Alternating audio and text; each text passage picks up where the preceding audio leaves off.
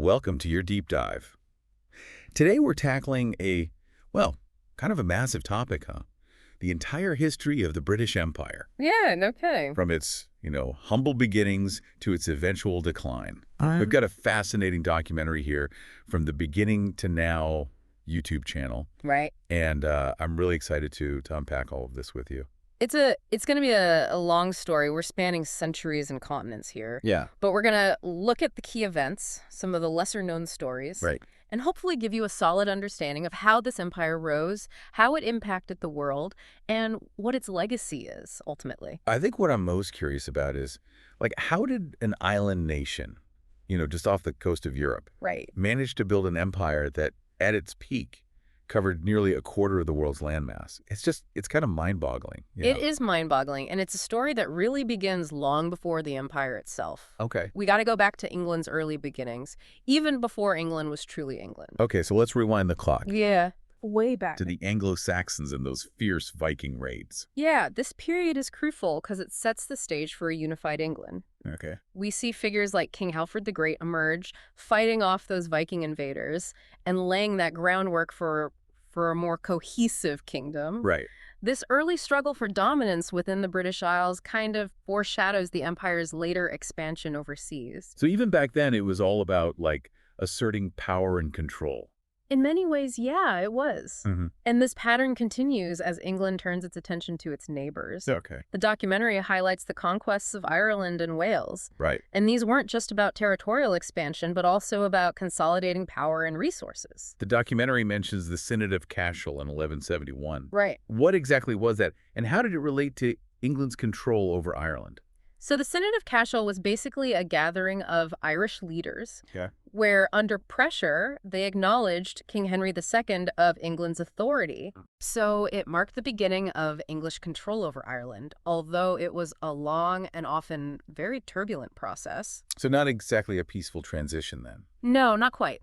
Huh. And this brings us to another key point the documentary makes about the empire's expansion, that it was often achieved through, really military might. Right. The conquest of Wales, for example, involved King Edward I employing a combination of force and strategic castle building to kind of solidify his control. Right. These early conquests, though brutal, were crucial for shaping England's identity as this military power, which would become a huge factor in its imperial expansion. It's interesting to think about those early conquests as setting the stage for what was to come, almost like a testing ground for their ambitions on a larger scale. Precisely, yeah. Wow. And as we move into the age of exploration, we see England projecting this power onto the global stage. Yes, the sea dogs. Yes. Queen Elizabeth's privateers, explorers, and let's be honest, sometimes outright pirates. Yeah, the Sea Dogs were instrumental in challenging Spain's dominance at sea, Right. which laid the groundwork for England's eventual naval supremacy. Figures like John Hawkins and Sir Francis Drake really embody this era, Right. although their exploits were often, a little morally ambiguous. Yeah, the documentary doesn't shy away from Hawkins's involvement in the slave trade, which is a pretty dark side of this era, that we can't ignore. Absolutely. It's crucial to acknowledge these injustices even as we explore the empire's, achievements. Right. Hawkins's actions were part of a much larger system of exploitation that would have lasting and devastating consequences. Yeah, it's a stark reminder that the story of the British Empire, like most of history, isn't just about, triumphs and victories. Exactly. It's a complex tapestry woven with threads of ambition, innovation, brutality, and resilience. Oh, wow. And as we delve deeper, we'll see how these contrasting elements played out across centuries and continents. So from dominating the seas, it was a natural progression to establishing colonies in new lands, right? Yes, and the documentary highlights those early attempts in North America. Right. Roanoke, of course, was a failure. Yeah. But Jamestown, though it barely survived, paved the way for later settlements like Plymouth, Right. founded by pilgrims seeking religious freedom. It's fascinating how these early colonies represent such diverse motivations for colonization. Yeah. Economic gain, religious freedom, and even, as the documentary mentions, the desire to just escape, persecution or imprisonment. Exactly. These diverse motivations would shape the character of the empire as it expanded. Right. But before we delve further into those colonial ventures, we need to understand the tumultuous events that unfolded in England itself during the 17th century. Yeah, the documentary kind of zips through a lot of history here, touching on the English Civil War, Oliver Cromwell's rise to power, and England's expansion into the Caribbean. Yeah. It feels like a period of intense upheaval. It was. The English Civil War, with its religious and political tensions, had a profound impact both domestically and on colonial policies. Right. Cromwell's ruthlessness in Ireland, for example, is a dark chapter that reveals the brutality often associated with empire building. And speaking of brutality, the documentary also mentions Cromwell's Western design, that disastrous attempt to seize control of the Spanish West Indies. Oh, yeah. That was a costly failure. Yeah. Culminating in a failed attack on Santo Domingo. Right. However, the English did manage to capture Jamaica in 1655, Right. which became a significant base for their growing presence in the Caribbean. The documentary paints a pretty grim picture of early Jamaica with tropical diseases, brutal conditions, and the exploitation of indentured servants. Yeah, the early colonial experience was often, characterized by hardship. And Jamaica's story is a stark reminder of the human cost of empire. Right. The pursuit of profit and power often came at the expense of those at the bottom of the social hierarchy. And even amidst these challenges, the British found themselves once again clashing with the French in the 18th century. Oh, yeah. This time in the 7 Years' War. Right. This was a global conflict with a profound impact on the future of North America. Right. The documentary focuses on key battles like the capture of Louisburg, a strategic French fortress, and the pivotal battle for Quebec in 1759. The documentary highlights the role of individual leaders like General James Wolfe, who famously died, in the moment of victory at Quebec. Yeah. I'm kind of curious, what are your thoughts on the impact of individuals versus like broader historical forces in shaping these events? Yeah, well, it's always a complex interplay, right? Individuals like Wolfe undoubtedly played a role, but it's important to remember the larger context, Yeah. The imperial rivalries, the economic competition, and the complex web of alliances, Right. including those with indigenous populations that shaped these conflicts. Focusing solely on individual heroes can sometimes obscure these broader forces. It's like trying to understand a tapestry by only looking at a single thread. Exactly. Right. You miss the bigger picture. Right. And the bigger picture here is that the 7 Years' War solidified British dominance in North America. Right. But it also kind of planted the seeds of discontent Okay. that would eventually lead to the American Revolution. The American Revolution, well, it was a pivotal moment, really. It marked the end of what some historians call the First British Empire. Right. Losing the American colonies forced the British to kind of rethink their imperial strategy. So where did they turn their attention after this significant loss? Well, they shifted their focus towards other areas where their influence was already growing, particularly India and the Pacific. The documentary spends quite a bit of time on India, tracing the rise of the British East India Company. It's fascinating and a bit unsettling how a trading company evolved into this powerful governing force. Yeah, the company's rise is a complex story. It really highlights the interplay of economic interests, military might, and cultural misunderstandings that often characterized British involvement in India. The documentary mentions the Black Hole of Calcutta incident in 1756, where over 100 British prisoners were allegedly crammed into this tiny dungeon. Yeah, this incident, though its details are often disputed, it was widely publicized in Britain and fueled, public outrage against Siraj Uddaula, the Nawab of Bengal. Okay. It became a rallying cry for British vengeance and a justification for expanding their military presence in the region. It seems like that incident, whether exaggerated or not, played a key role in shaping British perceptions of India and their justifications for further intervention. Yeah, it did. And this kind of leads us to the Battle of Plassey in 1757, a pivotal moment in British India's history. Right. Robert Clive, leading a relatively small force of British troops, secured a decisive victory Wow. against the Nawab's much larger army. It's incredible how they managed to defeat a force like many times their size. Yeah. What factors led to this improbable victory? Well, several factors were at play. Okay. The British had superior weaponry and tactics. Right. But crucially, they also exploited existing rivalries and divisions within the Nawab's forces. Yeah. Oh, yeah, You know, betrayal and shifting alliances played a significant role in the British victory. So it wasn't just about like military strength. It was also about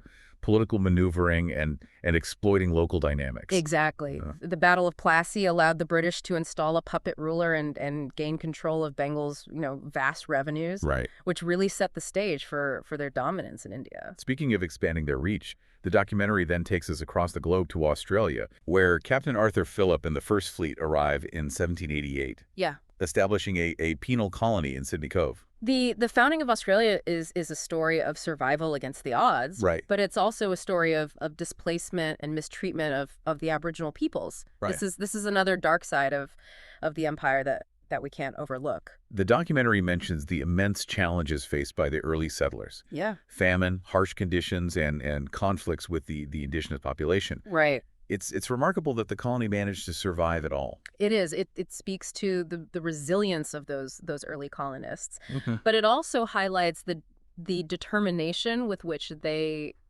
pursued their goals. Right. Often, at the expense of others. While the colony in Australia was struggling to take hold, Yeah. Europe was in turmoil Oh yeah. with the French Revolution and the rise of Napoleon Bonaparte. This was a period of intense conflict, with Britain playing a key role in resisting French expansion. Right. The Napoleonic Wars had a global reach, and the Mhm. documentary focuses on some of the pivotal naval battles that shaped this era. Like the Battle of the Nile in 1798 and the famous victory at Trafalgar in 1805, led by Admiral Horatio Nelson. Right. These were decisive moments Yeah. that cemented, British naval supremacy. They were.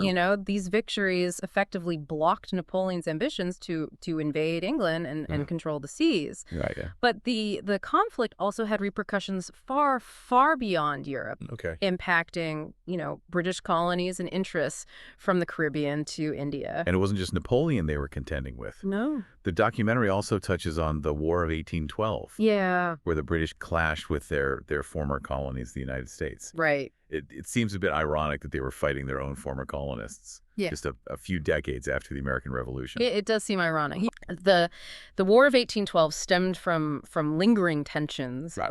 over trade, maritime rights, and the British practice of impressment, Right, where they forcibly recruited American sailors into the Royal Navy. right, right. It was a conflict that neither side truly won, Hmm. but it had a lasting impact on Anglo-American relations. The documentary highlights key moments like the burning of Washington, D.C. in 1814 Yeah. and the Battle of New Orleans in 1815, which oddly enough took place after the war had officially ended. Yeah, it does. It highlights the challenges of communication in that era. Yeah. News traveled slowly, and battles sometimes raged on, Right. even after peace agreements had been signed. Wow. It's a reminder that wars often have unintended consequences. All right. And lingering resentments that can persist long after the fighting has ceased. So with Napoleon defeated and the War of 1812 behind them, Right. the British were free to focus once again on expanding their empire.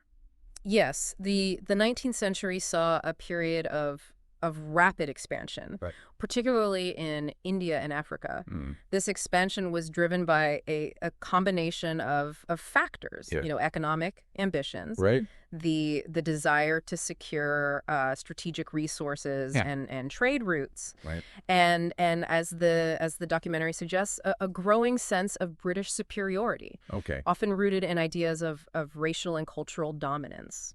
In India, the British continued their conquests, facing off against powerful adversaries like the Maratha Confederacy and the Sikh Empire. Right. It seems like they were constantly engaged in battles. They were. To expand and consolidate their control. They were. The Marathas, for example, were a formidable force.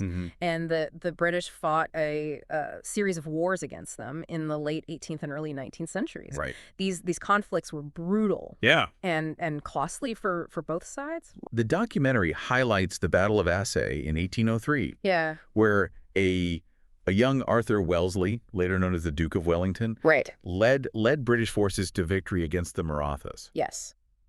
It's interesting how the documentary connects this event to the rise of key military figures who would later, shape British history. It is, yeah. Wellesley's victory at Assaye was a testament to his tactical brilliance and a sign of things to come, Yeah. He would later play a key role in defeating Napoleon in Europe. Right. These conflicts in India kind of served as a training ground for British military leaders and solidified their reputation for military prowess. And then there's the First Anglo-Sikh War in 1845-46. Yeah.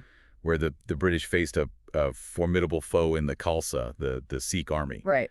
The documentary doesn't shy away from the brutality of these conflicts, with both sides suffering, heavy losses. Yeah, war is never a clean affair. And the human cost of empire building is always significant. Yeah. The Sikhs were renowned for their military skill and bravery, and the battles of Mudki, Firoz Shah, and Sobraon were some of the hardest fought in British Indian history. And even with these victories, the British faced continued resistance in the region, Right. ultimately leading to the Second Anglo-Sikh War in 1848-49. Yes. And the annexation of Punjab. The annexation of Punjab, a region known for its fertile lands and strategic importance, Right. marked a significant expansion of British control in India. Right. By the mid-19th century, British dominance in India seemed almost absolute. Yeah. However, beneath the surface, tensions were brewing, Okay. and resentment against British rule was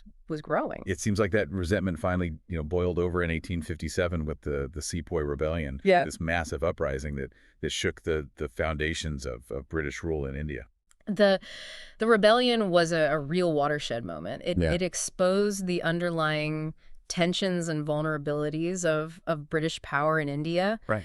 While the immediate trigger was the controversial Enfield rifle, Right. rumored to be greased with animal fat, Literally. the rebellion had much deeper roots. The documentary mentions those rifles, but it also points out that decades of resentment over British policies, economic exploitation, and cultural insensitivity played a significant role. Exactly. The rifle controversy was a spark that ignited a powder keg of discontent that had been building for years. The documentary describes some truly horrific scenes of violence committed by both sides during the rebellion. Yeah. It's a stark reminder that history is often written in blood. It's a tragic chapter in British Indian history. Yeah. The siege of Delhi, the massacre at Kanpur, and Right. the brutal reprisals that followed, left deep scars on both sides. Mm-hmm. The rebellion was a turning point, leading to the dissolution of the East India Company and the establishment of direct British rule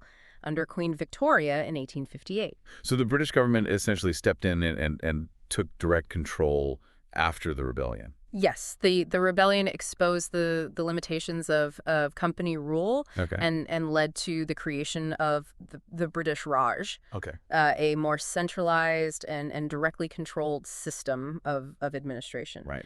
The documentary mentions the creation of a new Council of India Okay. to advise the Queen on Indian affairs. But if I'm understanding this correctly, this council was still composed primarily of British officials, right? That's right. Okay. The Council of India, though intended to provide expertise, was often criticized for its lack of understanding of Indian society and culture. So even after the rebellion, the British seemed determined to maintain control and impose their will on India. Yes, the post-rebellion period saw an increase in British military presence. Okay.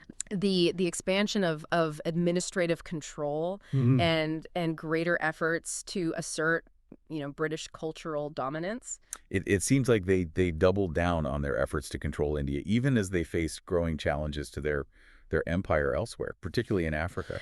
Absolutely. The late 19th century witnessed the scramble for Africa. Right. This period of intense competition among European powers to colonize the continent. Yeah. Britain was a major player in this scramble, Right. driven by a desire to, secure resources, expand trade, and bolster its imperial prestige. The documentary talks about Cecil Rhodes, Yeah. a British businessman and politician who played a major role in expanding British control in southern Africa. Rhodes was a controversial figure, Yeah. driven by this vision of a British empire stretching from Cape to Cairo. Right. He was instrumental in acquiring, vast territories for Britain, Right. but also associated with brutal policies, Right. like the creation of concentration camps during the Boer War. The Boer War, fought against the Dutch-speaking settlers in South Africa, Right. was a costly and controversial conflict. It was. The documentary mentions the use of scorched earth tactics Yeah. and the displacement of Boer civilians. The Boer War really tarnished Britain's image Yeah. on the world stage and highlighted the brutality inherent in the pursuit of imperial ambitions. It seems like the British were facing, pushback against their empire building from multiple directions at this point. They were, and these challenges were only intensified by the outbreak of World War I in 1914. Yeah. The war put immense strain on the empire's resources and manpower. The documentary mentions how the war effort depleted Britain's treasury and exhausted its military. Exactly, and perhaps even more importantly, the war fueled nationalist sentiments in many colonies. Right. People who had fought for the empire's freedom now demanded their own. The documentary highlights figures like Kwame Nkrumah in Ghana Right. and Jomo Kenyatta in Kenya, Yeah. who led their countries to independence in the 1950s and 60s. The independence of Ghana in 1957 was a landmark event. It was the first sub-Saharan African colony to gain independence from British rule, Right. Signaling a new era of decolonization across the continent. And it seems like the process of decolonization was often messy and violent, Yeah. with the British sometimes, reluctant to relinquish control. Yes, the transition from empire to independent nations was rarely smooth. Yeah. There were armed struggles, political negotiations, and complex social and economic challenges that newly independent countries had to navigate. The documentary mentions the Mau uprising in Kenya, Yeah. a brutal conflict between Kenyan rebels and British forces. The Mau uprising was a violent struggle, Yeah. rooted in resentment over British land policies. Right. And the denial of basic rights to the indigenous population. Right. It was a conflict that left deep scars on Kenyan society. Another key event highlighted in the documentary is the Suez Crisis in 1956. Right. Which really exposed Britain's, declining influence on the world stage. Yeah, the Suez Crisis, triggered by Egypt's nationalization of the Suez Canal, Right. was a humiliating defeat for Britain and France. Yeah. They were forced to withdraw their forces under pressure from the United States and the Soviet Union. Right. It was a clear sign that the old imperial powers could no longer dictate events in the post-war world. So by the late 20th century, the British Empire was largely dismantled, with most of its former colonies achieving independence. Yes, the map of the world had been redrawn, and Yeah. the era of European colonialism was effectively over. Right. Yeah. But the legacy of the British Empire, with all its complexities and contradictions, continues to shape the world we live in today. That was a truly epic journey through history. We covered centuries of events, from the rise of England to the dismantling of its vast empire. Yeah. It's incredible to think how this one island nation managed to exert such a profound influence on the world. It's a story that offers valuable lessons about the nature of power, the complexities of cultural interaction, and the enduring human desire for freedom and self-determination.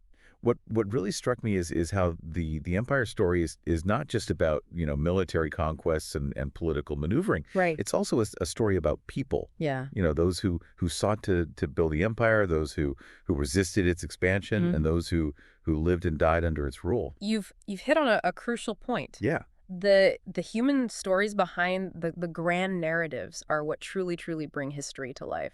This deep dive has definitely given me a lot to think about. I bet. And I'm sure our listener feels the same way. Yeah. If there's one takeaway from all of this, it's that history is never simple. Right. It's full of nuances, contradictions, and perspectives that challenge us to think critically about the past and its impact on the present. I couldn't agree more. And Yeah. and as we've seen, the legacy of the British Empire is not easily categorized. Right. It's a legacy that includes both positive contributions, Ah. like the spread of democratic ideas and institutions, Right. and the dark realities of exploitation, inequality, and cultural displacement. And it's a legacy that continues to be, debated and reevaluated today. Absolutely. The conversations about colonialism, reparations, and the lasting impacts of empire are more relevant than ever. Yeah. Understanding this complex history is crucial for navigating the challenges of the present and shaping a more just and equitable future. Well said. Thank you for joining us on this incredible journey through the history of the British Empire. Yeah, thanks for having me. I hope this deep dive has sparked your curiosity and encouraged you to continue exploring this fascinating and multifaceted subject. Yeah, for sure. It's been a pleasure. So it's been a pleasure. And remember, the journey of discovery never truly ends. Never does it never.